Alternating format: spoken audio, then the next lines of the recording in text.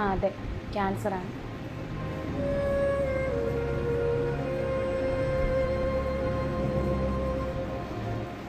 സത്യം പറഞ്ഞാൽ ഞാനിങ്ങനെ വന്ന് കരയണ്ട എന്നോർത്ത് തന്നെയാണ് ഞാൻ നിങ്ങളെ വിളിച്ചു വരുത്തിയതും.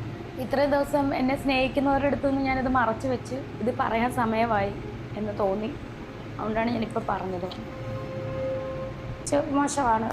ബ്രസ്റ്റിൽ നിന്നത് കഷത്തിലേക്ക് വ്യാപിച്ച്, ലിംഫ് നോഡ് വഴി ഹാർട്ടിൻ്റെ മസിലിലോട്ട് ചെറുതായിട്ട് വ്യാപിച്ചു, ലങ്സിലോട്ട് വ്യാപിച്ചു.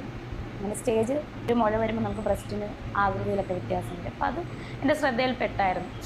അങ്ങനെ സ്കാൻ ചെയ്തിട്ട് ഡോക്ടറിന് ഡൗട്ടായി. അങ്ങനെ മാമോഗ്രാമിലൂടെ സംശയം തോന്നി ഡോക്ടറെ വീണ്ടും വിളിപ്പിച്ചു. ബയോപ്സി എടുത്ത റിസൾട്ടും ഞാൻ ഒറ്റയ്ക്കാണ് ചെന്ന് മേടിക്കുന്നത്.